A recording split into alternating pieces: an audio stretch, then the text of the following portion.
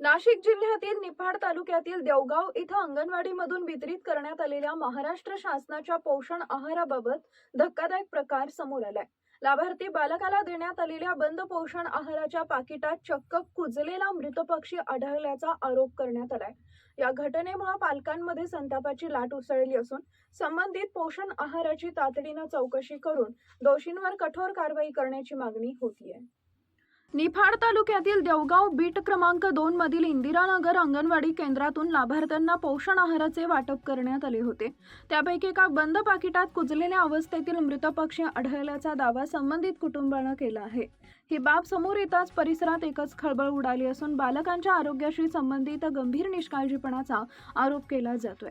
या प्रकरणाची सखोल चौकशी करून संबंधितांवर कठोर कारवाई करण्याची मागणी नागरिकांकडून करण्यात येते आहे। पूजा सुखदेव माळी माझं नाव। मला अंगणवाडी मधून ना आहार भेटतो। आम्ही दर महिन्याला आणायला जातो। त्याच्यामध्ये ना माझे मालक आम्ही आणायला जातो। 3 मुलं आहे माझे, 3 मुलांचा दोन्ही मुलांचा आहार भेटतो मला। त्यांनी ना त्याच्यात पक्षी निघाले। मी भात शिजवल्यानंतर ना ते बघितलं, त्यांनी खाल्ल्यावर बघितलं का त्याच्यात काय बोलायचं आल्यावर दिसलं नाही मला, अंधार होता। त्याच्यामध्ये ना पक्षी निघालेला आहे। मग ते फेकून दिलं। ते आम्ही पाहिलं शुक्रवारी आणायला जावं लागतं दर महिने। काय बोलले मला लक्षात नाही राहिले। काय मागणी तुमची? आमची हीच मागणी आमची। माझ्या 3 मुलांना काही झालं नाही। छोटस बी बाळ आहे, त्यांनी पण भात खाल्लाय। ही सरकार का मागणी का बंद करावे त्यांनी।